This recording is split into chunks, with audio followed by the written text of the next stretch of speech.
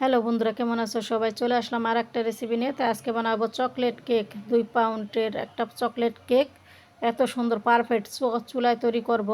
চুলায় যদি এত সুন্দর পারফেক্ট কেক তৈরি করা যায় তাহলে ওপেনের কি দরকার। দেখো কতটা সুন্দর সফট আর কালার হয়েছে। তাই আমি এখানে 2 পাউন্ডের একটা চকলেট কেক বানাবো। সেই জন্য আমি শুকনো উপকরণ আমি সবগুলো মিক্স করে নিচ্ছি। তাই আমি এখানে বড় মেজারমেন্ট কাপের 1 কাপ নিয়ে নিচ্ছি ময়দা। পুরো 1 কাপ ভরে নেই কারণ এখানে আমি কোকো পাউডার দেবো, সেই জন্য আমি ছোটো 1 কাপ কোকো পাউডার দিয়ে দিলাম। আর এখানে দিয়ে দিচ্ছি বেকিং পাউডার, বেকিং সোডা। এখন সবগুলো 2 থেকে 3 বার করে চেলে নেব। যেই উপকরণটা দানা দানা আছে ওইগুলা ফেলে দিলাম। তো আমি 2 বার করে চেলে সবগুলা মিক্স করে আলাদা করে এখন আমি সরিয়ে রেখে দিয়েছি। আর এখানে নিয়েছি 4টা ডিম, কারণ 2 পাউন্ডের জন্য 4টা ডিমের দরকার। তাই আমি 4টা ডিম নিয়েছি। আর কুসুম আর সাদা অংশটা আমি আলাদা করে নেব। কুসুমগুলো আমি আলাদা করে নিয়েছি, সাদা অংশ জানি না থাকে সেজন্য। দেখেন আমার কিন্তু কুসুমগুলো আলাদা করে নিলাম, সাদা অংশ নাই একটু। এখন সাদা অংশটা আমি মেশিনের সাহায্যে আমি ফেটে নেব। একটা ফর্ম করে নিতে হবে খুব সুন্দরভাবে।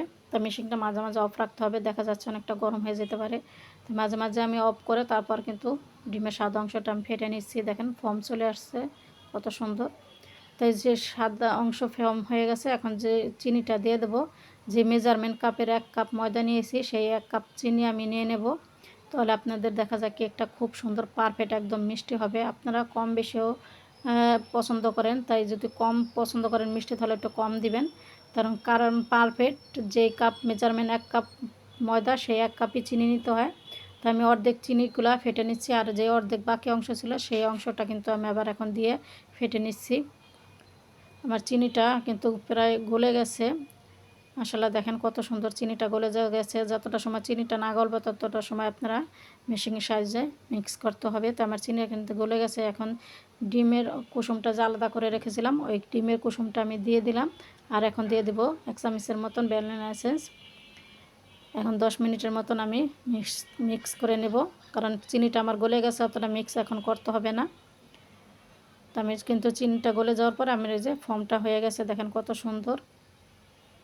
কুসুমটাও গলে গেছে, দেখেন ফর্ম চলে আসছে।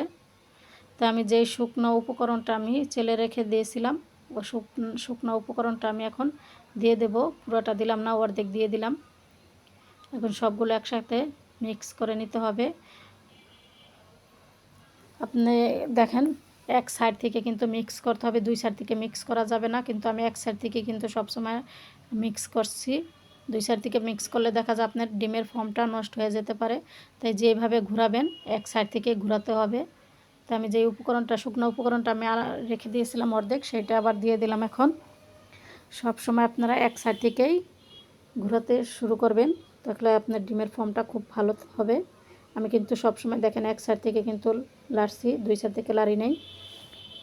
তা আস্তে আস্তে আমি এইভাবে লাড়ছি। এখন আমি কাঁটাটা উঠে ফেলে দেবো, চামিচের সাহায্যে আমি লাড়বো।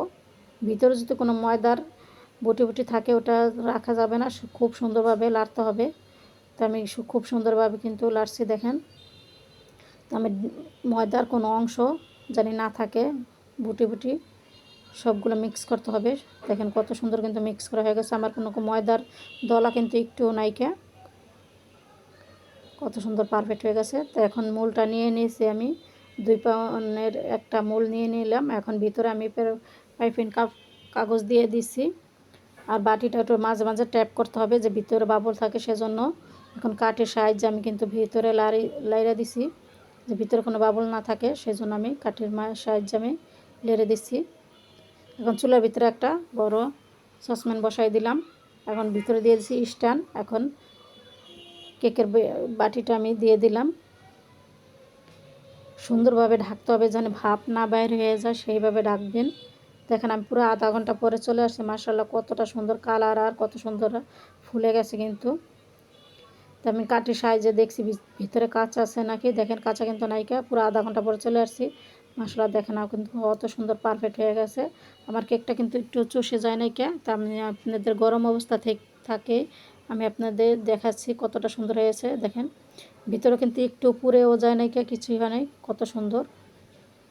দেখেন খুব সুন্দর একটা নরম হয়েছে।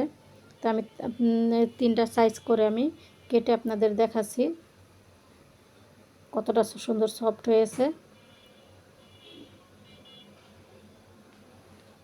মাশাআল্লাহ দেখেন ভিতর কিন্তু অনেকটা সফট হয়েছে, কতটাই। 3টা সাইজ করছে, অনেকটা বড় হয়েছে সাইজগুলো। তো ভিডিওটা কেমন হলো কমেন্ট করে জানাবেন। নতুন ভিডিও দেখতে হলে সাবস্ক্রাইব করবেন। সবাই ভালো থাকবেন। আল্লাহ হাফেজ।